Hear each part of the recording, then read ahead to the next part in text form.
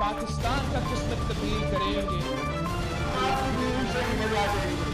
आज ये पाकिस्तान और अवाम एक थे, एक हैं और एक रहेंगे।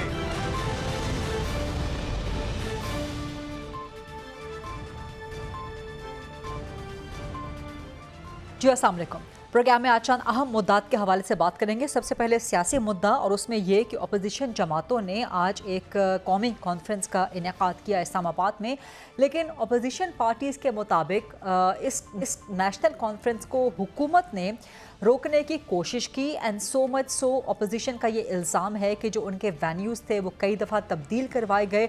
अपोजिशन का ये भी कहना है, ये भी इल्ज़ाम है, अभी कुछ देर पहले वो प्रेस कॉन्फ्रेंस कर रहे थे तो उनका कहना है, उनका इल्ज़ाम है कि कल भी हमने ये नेशनल कॉन्फ्रेंस करनी है, हुकूमत के ख़िलाफ़ है, अपोजिशन की जमातें इकट्ठे हो रही हैं, ग्रैंड अपोजिशन अलायंस की तैयारियाँ हो रही हैं, लेकिन अपोजिशन के मुताबिक, उनके इल्ज़ाम के मुताबिक हुकूमत की तरफ से कल भी रोड़े अटकाए जा रहे हैं और कहा जा रहा है कि कल ये नेशनल कॉन्फ्रेंस नहीं होने दी जाएगी। तो क्या हुकूमत वाकई अपोजिशन के साथ इस किस्म का सलूक कर रही है? क्या वाकई हुकूमत अपोजिशन के इकट्ठे होने में, बैठने में, एक इज्तिमा करने में, जो कि उनका बुनियादी जमहूरी, इंसानी, आइनी और कानूनी हक़ है, तो एक जमहूरी हुकूमत के होते हुए क्या वाकई अपोजिशन को इस हक़ से महरूम किया जा रहा है?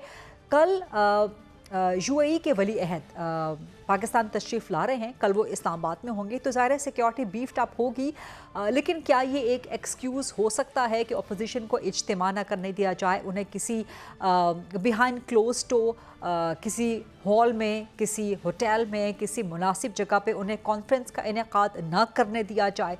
क्या ये एक लॉजिकल रीज़न हो सकती है? और क्या अपोजिशन के इस इल्ज़ाम में कोई हकीकत है कि हुकूमत उनके इकट्ठे होने में रोड़े अटका रही है, और क्या हुकूमत वाकई ऐसा कर रही है? सवाल यहाँ पर यह भी पैदा होता है कि जब बानी पीटीआई इमरान खान और पीटीआई के दौरे हुकूमत में पीडीएम तश्कील पाई थी, 2 बार तश्कील पाई थी और दोनों बार इसके इज्तिमात हुआ करते थे, जलसे जुलूस सब कुछ हुआ करता था, तो क्या उस वक़्त पीडीएम के इज्तिमात पीटीआई के और बानी पीटीआई इमरान खान के दौर में रोके जाते थे या होने दिए जाते थे? ये एक सवाल है। और इसके अलावा एक और बड़ी अहम डेवलपमेंट आज सामने आई है, और वो ये कहती है कि नैब में एक केस खुल गया है वज़ीर आला खैबर पख्तूनख्वा और खैबर पख्तूनख्वा हुकूमत के ख़िलाफ़, जिसके 2 आस्पेक्ट्स हैं। एक तो मुबैना तौर पे केपी में गंदम ख़रीदारी का स्कैंडल है, जहाँ पर मुबैना तौर पे नैब के केस के मुताबिक वज़ीर आला खैबर पख्तूनख्वा और उनके फ्रंट मैन, उन्होंने कोई 33 करोड़ से ज़्यादा की रकम बनाई है, पंजाब से और सिंध से सस्ती गंदम खरीदी लेकिन केपी में जाके महंगी बेची, और इसके हवाले से पटवारियों की तैनाती, उसमें भी कोई 33 करोड़ से ज़्यादा की रकम बनाएगी, जो पटवारियों की सीटें भी बढ़ा दी गई, 24 थी 36 कर दी गई, फिर हर सीट पे तकर्रुरी के लिए, तैनाती के लिए पटवारी की मुबैना तौर पे 1 करोड़ से ज़्यादा की रकम, तो इस तरह तकरीबन 34 करोड़ की रकम जो है बनाई गई मुबैना तौर पे। ये नैब की करप्शन का केस है। और दूसरा बेज़ाब्तगी का केस वर्ल्ड फूड प्रोग्राम का एक लेटर भी है जो लिखा गया है, जो कहता है कि बेनज़ीर जो नशोनुमा प्रोग्राम है उसमें भी खुर्द-बुर्द हुई है खैबर पख्तूनख्वा में। तो ये सिर्फ 1 साल की हुकूमत अली अमीन गंडापुर की, उसमें करप्शन का मेगा स्कैंडल, और सिर्फ 1 साल के दौर में किसी भी सूबे के चीफ मिनिस्टर के ख़िलाफ़, सिटिंग चीफ मिनिस्टर के ख़िलाफ़ नैब में कोई केस खुला है तो वो पीटीआई का, खैबर पख्तूनख्वा का चीफ मिनिस्टर है। और पिछले 13 साल से केपी में पीटीआई की हुकूमत और मुसलसल करप्शन का मंतरा, करप्शन की बातें वहाँ से सुनने में आती रहती हैं। इन्हीं मामलात और मुद्दात के हवाले से बात करेंगे। प्रोग्राम के फ्लोर को ओपन करते हैं डिबेट, डिस्कशन, आंसर्स के लिए। मेरे साथ मौजूद हैं आबिद शेर अली साहब, PMLN के सीनियर मरकज़ी सरकर्दा रहनुमा हैं, साबिक विफाकी वज़ीर भी रह चुके हैं, और मेरे साथ मौजूद हैं PTI के मरकज़ी सरकर्दा रहनुमा और तर्जुमान MNA भी हैं, बड़ी ज़बरदस्त और दबंग तर्जुमानी करते हैं, राना आतिफ साहब। आबिद शेर अली साहब, sir thank you very much वक्त देने के लिए प्रोग्राम में। पहला सवाल आपसे कि जो अपोजिशन जमातों का आज एक इकट्ठ हुआ है, सिर्फ एक कॉन्फ्रेंस हुई है, एक नेशनल कॉन्फ्रेंस जहाँ पर वो गुफ्तगू कर रहे हैं, स्पीचेस कर रहे हैं। सर आप एक थॉरली ब्रेड पॉलिटिशियन हैं, आप एक ख़ानदानी सियासतदान हैं, आप अवाम में से निकले हैं, तो क्या आप इस बात को एंडोर्स करेंगे जो अपोजिशन का इल्ज़ाम है कि हुकूमत नेशनल कॉन्फ्रेंस नहीं करने दे रही? सर क्या ये जमहूरी हुकूमत में होना चाहिए? जी बहुत शुक्रिया गरीदा, मैं आपका मशकूर हूँ। मेरा नहीं ख्याल कि गवर्नमेंट ने किसी किस्म की कोई इस तरह किसी होटल के अंदर या किसी बिल्डिंग के अंदर ऑपोजिशन को बैठना भी चाहिए। हम भी करते रहे मीटिंग्स और कोई बुरी बात नहीं है, और ना ही मेरा ख्याल कि गवर्नमेंट ने कोई इस तरह की पाबंदी लगाई है, ना ही गवर्नमेंट ऐसा कर सकती है, ना ही उनको करना भी चाहिए। और मेरे ये नोटिस में नहीं आया कि जी गवर्नमेंट ने कोई किसी की गिरफ्तारी की हो या किसी को रोका हो या इनके जो जहाँ पे ये करना चाह रहे हैं उसको उन्होंने रोका हो। तो ये सारी गरीदा एक क्या सराहियाँ हैं, और बिल्कुल हमने कभी भी नहीं रोका। पुरअमन तरीके से ये अपनी इंडोर मीटिंग्स करते हैं। ज़ाहिर है इस्लामाबाद में कोर्ट्स की भी डायरेक्शंस हैं कि लॉ एंड ऑर्डर को हुकूमत ने मेंटेन करके रखना है।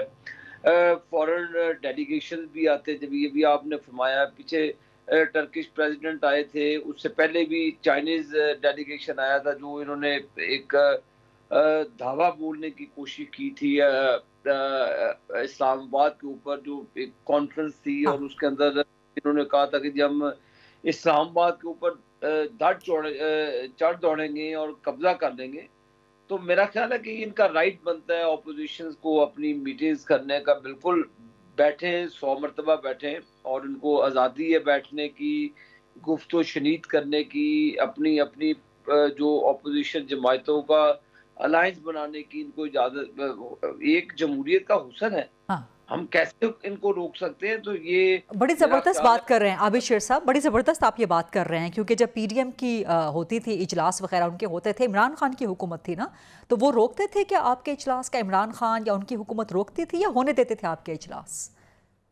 पकड़ना धकड़ना ये एक अलग, आपको पता है कि जो ड्रग्स के केसेस भी बनते थे, लोगों को पकड़ते थे भी, इनके बावजूद हम जमहूरी लोग हैं।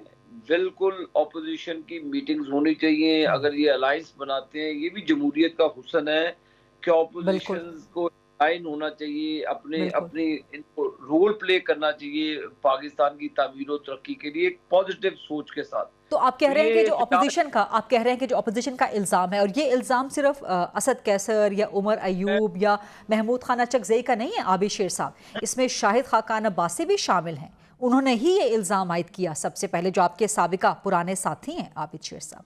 तो आप कह रहे हैं कि इल्ज़ाम गलत है? शाहिद खाकान अब्बासी साहब मेरे भाई भी हैं, मैं उनका बड़ा बेहद एहतराम करता हूँ, कुलीग रहे हैं, हर चीज़ है। तो बिल्कुल मैं इसकी मजम्मत करता हूँ इस तरह की स्टेटमेंट की, कि किसी किस्म की कोई हुकूमत की तरफ से कोई मुझे बताए ना, कोई पकड़ दकड़, आपके कैमरे भी चलते हैं, कोई जाके वहाँ पे पुलिस ने दावा बोला हो इनकी मीटिंग के ऊपर, पुलिस ने इनकी अरेस्ट की हो, तो फिर तो गरीबा मुझे समझ आती है कि हम कोई दफाई कलमात अदा करें। तो ये इल्जामात आगे भी लगते हैं, ये लगा सकते हैं, लेकिन हुकूमत की तरफ से किसी किस्म की इस तरह की इनकी इंडोर मीटिंग्स पर किसी किस्म की कदगन, कोई कदगन नहीं है, ना आज है और ना ही कल होगी। राना आतिफ साहब आपकी तरफ आऊंगे, राना आतिफ साहब आपकी तरफ आऊंगे। आपने सुन लिया, आबिद शेर साहब कैटेगोरिकली डिनाई कर रहे हैं, और बिल्कुल वो ओपन एंडेड आपको जो है ना कह रहे हैं, आपका साथ दे रहे हैं, सपोर्ट कर रहे हैं कि आपकी होनी चाहिए मीटिंग्स, कल भी होनी चाहिए। सो राना आतिफ साहब, क्या इल्ज़ाम गलत लगाया है ऑपोजिशन जमातों ने आज इस्लामाबाद में हुकूमत के खिलाफ? किसने रोका आप लोगों को? जी बिस्मिल्लाहिर्रहमानिर्रहीम। देखिए आबिद शेर साहब जो बातें अभी कह रहे थे, मैं स्पिरिट को अप्रिशिएट करता हूँ, बड़ी अच्छी बात की उन्होंने, लेकिन हकीकत अनफॉर्चुनेटली उसके बरक्स है। बिल्कुल जमहूरियत के अंदर इन्होंने दुरुस्त फरमाया कि जमहूरियत के अंदर जो राइट ऑफ असेंबली है, राइट ऑफ स्पीच होता है, और राइट टू प्रोटेस्ट भी होता है। तो लेकिन बदकिस्मती से हम ये देख रहे हैं कि ये चीज़ें जो हैं, ये पीटीआई को उसकी इजाज़त नहीं है। और आपने बिल्कुल दुरुस्त कहा कि ये जो ये इल्ज़ाम नहीं, एक्चुअली ये हकीकत है, इल्ज़ाम तो मैं नहीं से कहता, ये शाहिद खाकान अब्बासी साहब ने कहा कि हमने जो हमारी 2 रोज़ा जो कॉन्फ्रेंस है ऑपोजिशन अलायंस की, उसको उन्होंने तकरीबन 2 से 3 जो वेन्यूज़ हैं वो चेंज किए हैं, और इसमें तो पकड़ तो इसलिए नहीं हो सकती क्योंकि ये तो कोई मैस पब्लिक मोबिलाइजेशन तो नहीं है, सिर्फ हम एक जो सिविल नहीं, लेकिन आपके वेन्यूज भी अगर तब्दील करने पड़े तो क्या किसी ने दबाव डाला? कहाँ से आया? हुकूमत की तरफ से आया? किसकी तरफ से आया? ये हुकूमत की तरफ से आया है। देखिए, हुकूमत की तरफ से आया है। ये हमारी बात पे ना आ जाए, इनके फॉर्मर प्राइम मिनिस्टर हैं वो शाहिद खान अब्बासी साहब, उन्होंने कहा कि 2 अब तो दफा नून हमने लीग छोड़ चुके ना, पुरानी बात पुरानी हो गई ना लेकिन सर, रात गई बात गई। छोड़ने का बात ये तो नहीं है कि जो छोड़ दिया आपने उनकी किसी हर बात को रद्द कर देना है। हाँ। ठीक है, जो इनके साथ नहीं है तो उसकी सर सारी पर इस तरह तो पीटीआई के बहुत से लोग छोड़ के जाते हैं, निकाल दिए जाते हैं। शेर अफजल मरवत अभी हाल में निकाले गए हैं। ये कोई इतना कोई कितनी कोई सीरियस बात उन्होंने नहीं की, तो आप इससे कहें कि उन्होंने कहा कि हमने दो जगहों के ऊपर हमें पता है कि पीटीआई या जो ऑपोजिशन के लोग हैं उनको अगर वो कोई इज्तिमा करना चाहते हैं या कोई सियासी बैठक करना चाहते हैं तो उसकी राह में रोड़े अटकाए जाते हैं। अनफॉर्चुनेट है ये सिचुएशन, ठीक है। तो इस पे हम और हमने बारहा ये कहा है और ये हुकूमत कर रही है। हाँ, ऑब्वियसली बात है, ये हुकूमत ही कर रही है और तो हुकूमत के अलावा तो कोई नहीं कर सकता। हुकूमत ही कर रही है और हुकूमत नहीं चाह रही कि ऑपोजिशन अलायंस जो है वो बने। लेकिन हमारे दौर के अंदर तो थ्रू आउट हमारे 3.5 साल मैं बारहा कह चुका हूँ जिसमें कोविड भी था, हालांकि उसके अंदर तो बड़ा एक जेन्युइन रीजन भी थी कि इज्तिमात पे पाबंदी थी, लोगों के इकट्ठा होने पे पाबंदी थी। और आपको पता है कि दुनिया के कई मुल्कों नहीं सर, कोविड के दौर में तो पीडीएम नहीं थी सर। कोविड के दौर में वो आपका शुरू का 1-2 साल का पीरियड था, उसमें पीडीएम नहीं बनी थी सर। अगर आप मेरा जुमला मुकम्मल होने देंगे तो मैं आपको वैसे मैं आपको बताऊं 2022 के शुरू में भी कोविड था। वैसे अगर मैं आपको बताऊं सर रिस्ट्रिक्शंस लिफ्ट अपॉन हो गई थी, लेकिन हैविंग सेड दैट ये मैंने भी एक्नॉलेज किया सर, अप्रिशिएट किया, आबिद शाह साहब भी अप्रिशिएट कर रहे हैं कि पीडीएम के इजलास होते थे उस वक्त भी, रोके नहीं जाते थे। मेरा पॉइंट ये नहीं, मेरा पॉइंट ये है कि देखें 2020 के अंदर भी मुझे अच्छी तरह याद है जो गुजरांवाला का जलसा था वो 2020 अक्टूबर के अंदर हुआ। फिर मनारे पाकिस्तान में 2020 दिसंबर के अंदर नून लीग के जलसे हो रहे थे। तो ये तब कोविड अपनी पीक सर आपने बड़ी तारीखें याद रखी हुई हैं पीएमएलएन के जलसों की सर, बड़ा ऑब्जर्व करते हैं आप नून के जलसों को। लेकिन और इसके बाद इन्होंने बेतहाशा लॉन्ग मार्चेस भी किए। कोविड नो कोविड वो तो इररिलेवेंट चीज है। मैं वैसे आपको एक कॉन्टेक्स्ट समझाने की कोशिश कर रहा था। तो इसलिए अब अगर ऑपोजिशन जमातों को ये भी आज़ादी नहीं होएगी कि वो अगर हुकूमत पे तनकीद करने के लिए कोई अलायंस बना सके, मुल्क में जमहूरी और जो बुनियादी हकूक है उनकी बहाली के लिए कोई अलायंस बना सके। और हमारा बिल्कुल हम चाहते हैं कि पाकिस्तान को आइन और कानून के मुताबिक चलाया जाए। ये बड़ा ये जो ऑपोजिशन की जितनी पार्टीज हैं इनका ये बड़ा क्लियर कट एजेंडा है। सर, मेरे ख्याल में सर ठीक है, मैं इसी से जुड़ा हुआ एक और सवाल आपसे करना चाहती हूँ, क्योंकि उड़ती खबरें ये हैं कि गालिबन कल जो अपोजिशन की नेशनल कॉन्फ्रेंस है इस्लामाबाद में, उसमें शायद महारंग बलोच को दावत दी जाए। क्या ये होना चाहिए? क्योंकि बलूचिस्तान में आज भी अपोजिशन ने बात की है कि जी बलूचिस्तान में हालात बड़े ख़राब हैं, तो बलूचिस्तान में मासूम शहरियों की जानें भी ली जा रही हैं, सिक्योरिटी फोर्सेस की जानें भी ली जा रही हैं, मासूम पंजाबी मजदूरों की जानें भी ली जा रही हैं, उनकी मसम्मत तक नहीं होती। कौन बीएलए के सिंपथाइजर्स हैं, कल अदम बीएलए के, कौन उनके फैसिलिटेटर्स हैं, महारंग बलोच कहाँ से हैं, क्या सर ये सब बैकग्राउंड सामने है। सो इस सब के बावजूद ये बड़ा अनफॉर्चुनेट होगा। Having said that, given that कि मेरी कम से कम बुनियादी जमहूरी और जो बुनियादी इंसानी सपोर्ट है वो आपके साथ होगी कि आप लोगों का जमहूरी हक है ये आप लोग इकट्ठे हों। लेकिन जब इस किस्म के कंट्रोवर्शियल एलिमेंट्स के बारे में खबर आएगी कि वो आपकी नेशनल कॉन्फ्रेंस में आ रहे हैं, तो सर फिर एक कंट्रोवर्शियल मैसेज नहीं जाएगा? आपकी नेशनल कॉन्फ्रेंस कंट्रोवर्शियल नहीं हो जाएगी? राना आतिफ साहब। देखिए, मुझे इस चीज़ का इल्म नहीं है कि जो शुरका हैं वो कॉन्फ्रेंस के उसमें कौन कौन है, लेकिन जो बुनियादी नुक्ता है उससे तो ये है कि जो लोग पाकिस्तान के आइन को, पाकिस्तान के दस्तूर को और पाकिस्तान के कानून को मानते हैं उन सब को आगे आना चाहिए। कि मैं एक ब्रॉडर सेंस में ये बात कर रहा हूँ कि कोई बंदा ऐसा जो पाकिस्तान के आइन को, पाकिस्तान के दस्तूर को, पाकिस्तान के अदारों को नहीं मानता, और उसको मैं समझता हूँ कि हमारी जमात और ऑपोजिशन की तमाम जमातें उनको कंडेम कर सकती हैं। सिर्फ यही नहीं बल्कि दहशतगर्दी की किसी भी सूरत में सपोर्ट ना करता हो, एलानिया या गैर एलानिया। एग्री।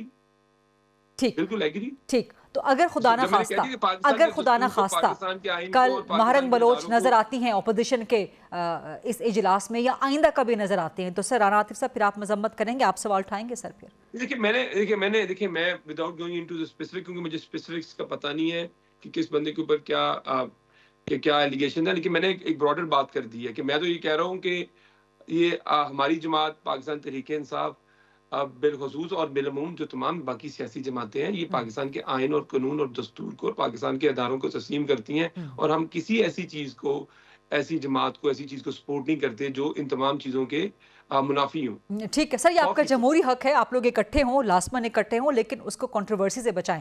आबिद शेर साहब, मैं इसी पे सर आपका भी कमेंट चाहूंगी। देखिए जी, जो भी शख्स रियासत के खिलाफ हो, रियासत के खिलाफ जहर उगलता हो, पाकिस्तान मुखालिफ नारे लगाता हो, तो वो रियासत का दुश्मन तस्वर होगा, वो रियासत का सपूत तस्वर नहीं होगा। अगर आप ये मैसेज उनको बुला के देना चाहते हैं कि आप एंटी जो पाकिस्तानी हैं उनको साथ में लाकर आप कोई अच्छा काम करेंगे, तो वो मेरा गालबन अपना भी नुकसान करेंगे और भी नुकसानात उसके होंगे। लेकिन मैं गरीदा आपको राना साहब को ये भी बताता जाऊं, जो पीडीएम के इजलास होते थे, आपकी इतला के लिए, वो कभी मौलाना फजलुर रहमान साहब अपने घर में होस्ट करते थे, लंदन से मियां नवाज शरीफ साहब और हम ज्वाइन करते थे। कभी वो शायद खान अब्बासी साहब के घर में भी एक मरतबा हुआ, डॉक्टर तारिक फजल साहब के जो मुख्तलिफ लोग थे उनके घरों से ये इजलास हमारे होते थे पीडीएम के, और वो उसको होस्ट कोई ना कोई करता था। तो हमने कभी होटल या इस तरह की जगहों पे हम गए भी नहीं है, ना हमें उसकी ज़रूरत पड़ी, ना हमने कभी इजाज़त मांगी, क्योंकि बड़ी रुकावटें आती थी, स्लो इंटरनेट कर देना, और भी मैं तो चीज़ों का विटनेस रहा हूँ कि जो ये मामलात होते थे उसके बावजूद हम इजलास करते थे। तो इनको इजलास पे मैं फिर आपको कह रहा हूँ कि कोई बताए किसी को फ़ोन कॉल की, किसी होटल के अंदर इनकी बुकिंग को कैंसिल किया। अगर तो ये ऑर्गेनाइज था, प्री प्लान था, तो इनकी होटल की बुकिंग, रिजर्वेशन इसके ये जिम्मेदार है। अगर नहीं होती तो इसका मलबा हुकूमत पे ना डाले, मेहरबानी करके कोई शाहिद साहब अपने घर पे इसे होस्ट कर सकते हैं, कोई और भी अफराद इसको होस्ट कर सकते हैं जो भी आपकी ऑपोजिशन की है। तो हुकूमत को इसके अंदर लेना तो वो मुनासिब, आप हर चीज़ इल्ज़ाम तराशी है तो राना साहब वो अच्छी बात नहीं है। लेकिन मैं आपको इसकी कहता हूँ कि जो रियासत के अगेंस्ट चलते हैं, जो रियासत के खिलाफ नारे लगाते हैं, जो एंटी पाकिस्तान नारे लगाते हैं, अगर उनको आप बुलाते हैं तो फिर स्टेट वर्सेस स्टेट आप चाहते हैं कि तसादम हो, तो इस चीज़ों से आपको भी इज्तनाब करना चाहिए। दुरुस्त बिल्कुल दुरुस्त बात कर रहे हैं आबिद शेर साहब। सर आबिद शेर साहब बिल्कुल दुरुस्त बात कर रहे हैं। मुझे एक ब्रेक लेनी है आपकी इजाज़त से, राना आतिफ साहब की इजाज़त से, लेकिन एक चीज़ पर ज़रा just to set the record straight, मुझे जहाँ तक याद पड़ता है गालिबन 1 या 2 मुलाकातें पीडीएम की इस्लामाबाद के एक बड़े मकामी निजी होटल में भी हुई हैं, तो वहाँ पर भी उसमें कोई रखना, कोई रुकावट नहीं डाली गई थी। लेकिन एक ब्रेक लेते हैं, ब्रेक के बाद वापस आते हैं। राना आतिफ साहब सीध सवालात करेंगे, आबिद शेर अली साहब भी साथ हैं। ख़ास तौर पर Khyber Pakhtunkhwa mega corruption case मुबैना तौर पे नैब में खुल गया है, इस हवाले से भी बात करेंगे। स्टे विद अस।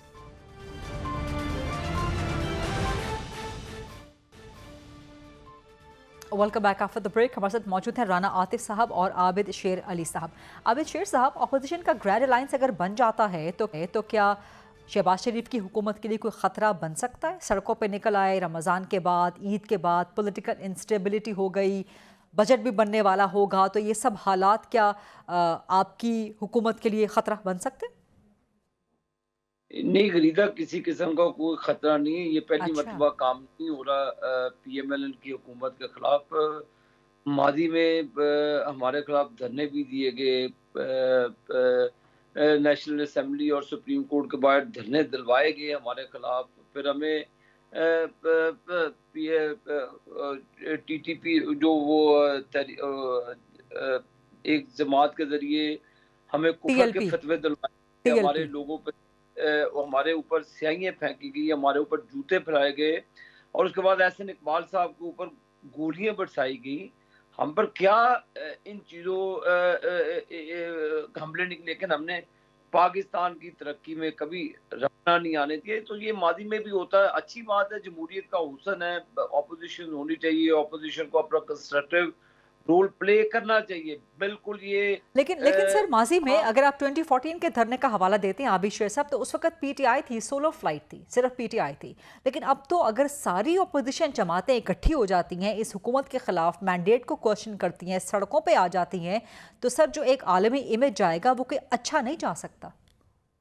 उस वक्त ताहरुल कादरी साहब को लाया गया हमारी हुकूमत के खिलाफ, फिर ताहरुल कादरी साहब को इनके साथ बिठाया गया, फिर हम पे सानिया मॉडल वो टाउन उसके अंदर वो करवाया गया, बहुत से ऐसे काम किए गए जिसके ऊपर फिर उसके बाद एक मौसर इन्होंने तहरीक का आगाज किया। फिर उसके बाद पेशावर में जो बच्चों पर हमला हुआ, उसके बाद जाकर ये मामला तय हुआ। हमने तो उस वक्त भी इनको कहा था कि चाइनीज प्रेसिडेंट का वो विजिट गुजरने दे, तो आप जो मर्जी धरने दें। सर उस वक्त तो चले मुबैना तौर पे एस्टैब्लिशमेंट पीछे थी ना, इनऑर्गेनिक हो सकता है, अभी तो ऑर्गेनिक नजर आ रहा है, राइट? करना चाह रहा हूँ कि बिल्कुल ये अपना शौक पूरा करें, ठीक, ऑपोजिशन को इकट्ठा होना चाहिए, बिल्कुल हो भी, और अच्छी ऑपोजिशन होगी तो अच्छी जमहूरियत की वो निशानी होगी। लेकिन हम इनको ये नहीं है कि सड़कें ब्लॉक करके आप फॉरेन डेलीगेट्स आने उनके रास्ते ब्लॉक कर दें, आप इस्लामाबाद पे चढ़ दौड़े मादी की तरह, ये काम नहीं होने देंगे कि आप प्राइम मिनिस्टर हाउस पर दावा बोल दें, आप रोड, ये किसी किस्म का नहीं होगा। लेकिन एक ऑपोजिशन जो होती है, जो मैंने आपको फिर कहा है कि हुकूमत की तरफ से ना इनको कोई परेशानी की बात, लेकिन सर इस वक्त जो अपोजिशन आपके खिलाफ इकट्ठी हो रही है उसमें तो पीछे किसी का हाथ नहीं है ना, ऑर्गेनिक हो रहा है ना ये सब कुछ। हम तो कह रहे हैं इकट्ठे हों, बिल्कुल सर ऑर्गेनिक हो रहा है ना, किसी का हाथ तो नहीं है ना पीछे। मैंने आपको कहा मुस्बत बात है, ये एक मुस्बत बात है कि ऑपोजिशन होनी चाहिए, ठीक, बिल्कुल होनी चाहिए ऑपोजिशन। ये हम बिल्कुल इसमें किसी किस्म की हुकूमत की तरफ से आपको रुकावट या कोई ऐसी चीजें नजर नहीं आएगी, ना इनके ऊपर दावे बोले जाएंगे, ना इनकी कॉन्फ्रेंसेस के ऊपर दावे बोले जाएंगे। मैं आपको इंश्योर करता हूँ कि किसी किस्म की हुकूमत को ना प्रॉब्लम होगी, ये बिल्कुल आजाद है, अपनी आजादी के साथ अपनी ऑपोजिशन अलायंसेस बनाएं, ठीक, और आगे चलें, हमें इससे कोई खतरा नहीं है, ना कोई घबराहट। बड़ी जबरदस्त गुफ्तगू क्या आबिद शेर साहब, इस पे जरा कमेंट कीजिए राना आतिफ साहब। लेकिन सवाल मेरा आपसे ये होगा कि एक तरफ आप इस हुकूमत को मैंडेट चोर कहते हैं, आप इसके मैंडेट को क्वेश्चन करते हैं, आप इनकी लेजिटिमेसी को क्वेश्चन करते हैं, लेकिन जब खैबर पख्तूनख्वा में चोरी के, करप्शन के, मेगा करप्शन के मुबैना केसेस खुलेंगे चीफ मिनिस्टर के खिलाफ just with in the span of 1 year, सिर्फ 1 साल के दौरान पूरे मुल्क में किसी और चीफ मिनिस्टर, किसी प्राइम मिनिस्टर के खिलाफ केस नहीं है करप्शन का, सिवाय पीटीआई जिनका बयानिया है, जिनका नारा है कि वो सबसे ईमानदार हैं, और 13 साल से उसी सूबे में आपकी हुकूमत। राना आतिफ साहब, तो किस लेजिटिमेसी के साथ आप लोग सड़कों पर निकलेंगे इस हुकूमत के खिलाफ? देखें, अगर आपकी बात की को मंतकी तौर पे जायजा लिया जाए, फिर तो पीपल्स पार्टी और नून लीग को अगर मफरूज़े के तौर पे मान लिया जाए कि अगर किसी पे करप्शन का इल्ज़ाम हो तो वो एहतजाज नहीं कर सकता या उसकी कोई लेजिटिमेसी नहीं होती, फिर तो नून लीग और पीपल्स पार्टी को तो सारी ज़िंदगी कभी एहतजाज के बारे में सोचना ही नहीं चाहिए। नंबर 1 तो ये। दूसरा ये आपने कहा कि देखें जी सिर्फ मुल्क में किसी और चीफ मिनिस्टर के खिलाफ कोई इंक्वायरी नहीं हुई, तो मेरा ख्याल है ये इटसेल्फ भी एक जवाब है कि सिर्फ एक ही पार्टी के चीफ मिनिस्टर के खिलाफ एक नैब की इंक्वायरी है। तो ये भी मेरा ख्याल है कि थोड़ा सा ये जो इंसाफ के जो तकाजे होते हैं कि इम्पार्शियलिटी और अक्रॉस द बोर्ड है, ये उसको भी क्वेश्चन करती है ये चीज़। तीसरी चीज़ मैं आपको बताऊं कि ये जो पहले नोटिस हैं, ये नवंबर, सितंबर और नवंबर में भी ये नोटिस गए, जिसको पेशावर हाई कोर्ट ने, हमने इसको लीगली फाइट आउट किया और पेशावर हाई कोर्ट ने इसको क्वॉश कर दिया था इन नोटिस को।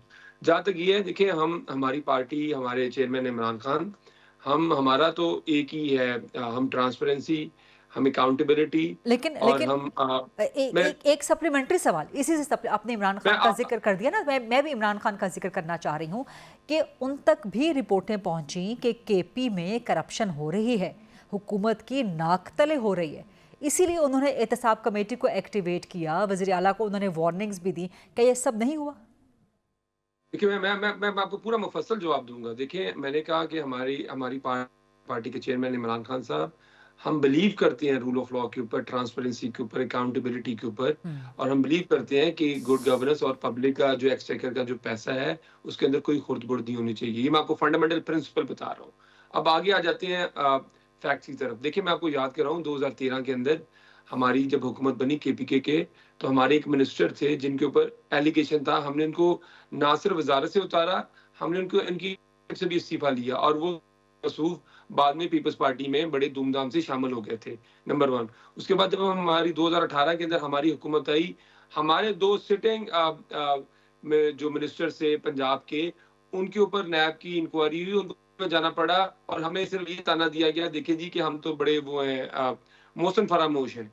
देखिए, तो मैं तो आपको पहले अपनी जमात की और अपनी पार्टी की एक तारीख बता रहा हूँ। पाकिस्तान में किसी जमात ने आज तक अपने सिटिंग मिनिस्टर के खिलाफ कभी कोई इंक्वायरी आज तक नहीं की, सिवाय पीटीआई के।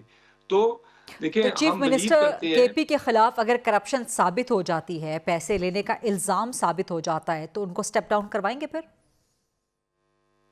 ये देखिए, I think it's too early to come. और हमारा तो मैं तो पहले जवाब दे चुका हूँ कि ये इंक्वायरी पहले भी हो चुकी है, और हम तो ये समझते हैं कि इसकी जो इंटेंट है वो ठीक नहीं है। ठीक है, लेकिन हम इसको लीगली फाइट आउट करेंगे। हम तो पहले ये कह रहे हैं कि ये हम इसको समझते हैं कि ये मेलाफाइड है, और हम इसको लीगली इसको फाइट आउट करेंगे। हम किसी जमहूरियत के या उसके पर्दे के पीछे हम छुपेंगे नहीं, हम इसको करेंगे, और अपना तमाम जो मुकदमा है वो अदालतों में और जो मुतल्लिका फोरम है वहां पे हम आबिद शेर साहब, मेरे पास चंद मिनट रह गए हैं आखिर, तो मैं आपका कमेंट भी इस पे चाहती हूँ। राना आतिफ साहब का पीटीआई का ये मौक़िफ़ है कि पूरे मुल्क में सिर्फ एक चीफ मिनिस्टर, वो भी पीटीआई के खिलाफ नैब की इंक्वायरी खुलना, ये भी साबित करता है कि आप पॉलिटिकल विक्टिमाइजेशन कर रहे हैं, आप नैब को इस्तेमाल कर रहे हैं। आबिद शेर साहब, देखिए, मैं राना साहब को दावत देता हूँ, मेरे भाई हैं, आए मेरे साथ नथिया गली चले।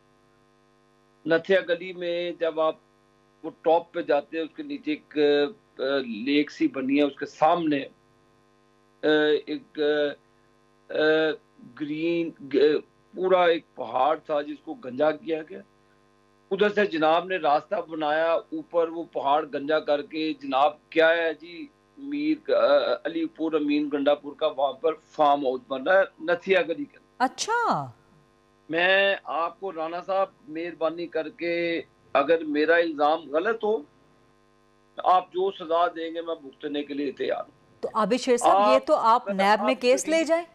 आप ग्रीन नथिया गली को बर्बाद किया, जाके वहां पर एक फार्म हाउस, एक नहीं कई वो हत्यारे ने जमीनें हत्याई हैं। मैं आपको इसका प्रूफ भी देता हूँ। ये बहुत बड़ा इल्जाम लगा रहे हैं आबिद शेर साहब। मैं इल्जाम नहीं लगा रहा, गरीदा आप जाएं, आप जब नथिया गली के वो नीचे जाती है नदी की तरफ, वो सड़क जाती है, तो पहाड़ पूरा जनाब अली अमीन गंडापुर साहब ने लिया, और वहां पे उन्होंने अपना फार्म हाउस बनाया।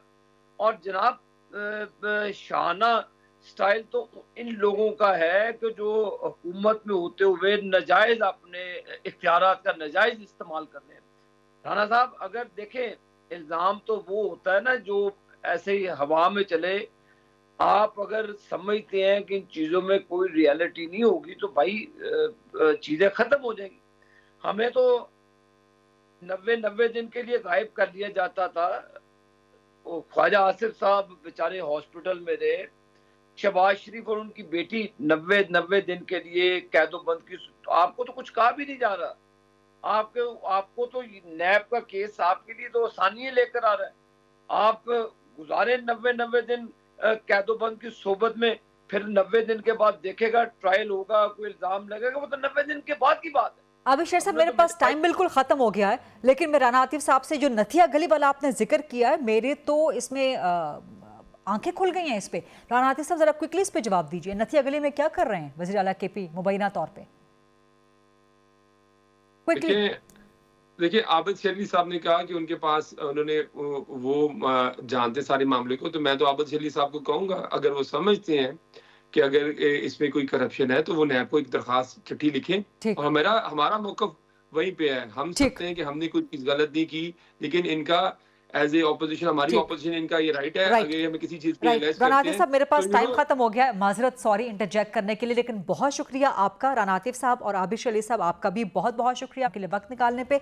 एक छोटी सी ब्रेक, और ब्रेक के बाद जब वापस आएंगे तो ख़वातीन की एम्पावरमेंट, क्योंकि 8 मार्च ख़वातीन का आलमी दिन भी आ रहा है, इस हवाले से कुछ अहम और खुसूसी गुफ्तगू करेंगे आफ्टर शॉर्ट ब्रेक।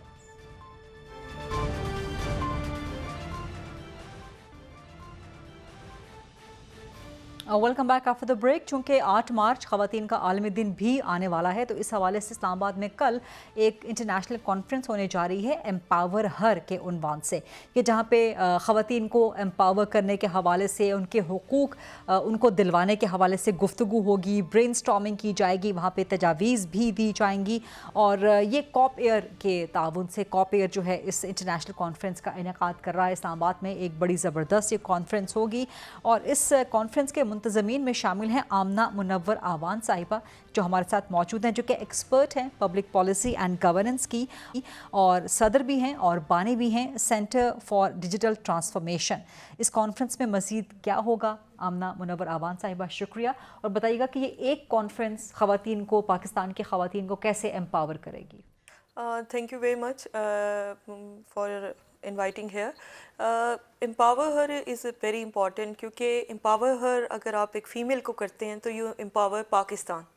तो 8 मार्च को हम ये पैगाम देना चाहते हैं कि पाकिस्तानी ख़वातीन भी जो हैं मुल्क की तरक्की में वैसे ही काम कर सकती हैं जैसे मर्द भी हैं। और हमने इस कॉन्फ्रेंस में, ये कॉन्फ्रेंस जो है, इससे पहले छोटी छोटी हमने और कॉन्फ्रेंसेस की हैं जिसमें तमाम पाकिस्तान के सूबों की जो थी नुमाइंदगी थी, और उसमें हमने गुजारिशात ली, उनसे पॉलिसी रिकमेंडेशंस लिए, और उन पॉलिसीज़ की एक समरी जो है वो हम इस कॉन्फ्रेंस में अपनी कंक्लूडिंग सेशन में बयान करेंगे, प्रेजेंट करेंगे। और बेसिकली इसका मकसद ये है कि जो एम्पावर्ड औरतें हैं, पाकिस्तान के इतने रोल मॉडल्स हैं, उनको डिस्कस किया जाए, और कैसे हमारी जो दूसरी ख्वातीन हैं उनको एम्पावर किया जाए, उनका रास्ता आसान किया जाए। और क्योंकि ख़वातीन को कमोबेश एक ही तरह के चैलेंजेस का सामना करना पड़ता है पाकिस्तान जैसी सोसाइटीज़ में। जी बिल्कुल, जी बिल्कुल। अब आप कुछ डिजिटल रियल में भी काम कर रही हैं ख़वातीन को एम्पावर करने के हवाले से? जी, हमने एक डिजिटल पोर्टल लॉन्च किया है जिसके अंदर हमने ख़वातीन को जो बेशुमार मसाइल आते हैं, कोई पॉलिटिक्स करना चाहता है तो यूनियन काउंसिल लेवल पे कैसे वो अपना फॉर्म रजिस्टर करे, इलेक्शन के प्रोसेस में कैसे जाए। अच्छा। अगर कोई वोट डालना चाहता है तो उसको समझाएंगे कि पॉलिटिकली एम्पावर कैसे करो, वोट कैसे डालना है, वोट का कैसे सिस्टम है। इकोनॉमिकली एम्पावर होना चाहता है, अपना बिजनेस कैसे शुरू करना चाहता है, स्टार्टअप स्टार्ट करना चाहती है कोई खातून, तो हम 1 मिलियन विमेन का अनाउंस करें कि अगले 5 सालों में हम 1 मिलियन विमेन को online, 1 million Pakistani women, 10 lakh Pakistani ख़वातीन को, और अब तक हम 1 लाख को रजिस्टर कर चुके हैं। अभी हमने कैंपेन शुरू भी नहीं की। आपके इस डिजिटल पोर्टल का नाम क्या है? Digital certificate. और ये एम्पावर हर के पोर्टल के ऊपर। तो ये कल आप जो कॉपियर की कॉन्फ्रेंस कर रहे हैं उसमें भी इसको हम डिस्कस किया जाएगा? जी, empower her, empower Pakistan. So this is our slogan. So digital certificate.online empowerher.pk। अच्छा, ठीक है। Thank you very much Amna Munawwar Awan sahiba आज प्रोग्राम के लिए शिरकत करने पे, and wish you all the best. और वैसे ये कॉन्फ्रेंस आपकी कल हो रही है? कल है, और मैं चाहूँगी कि आप जैसी ख्वातीन और तमाम ख्वातीन ज़रूर आएँ।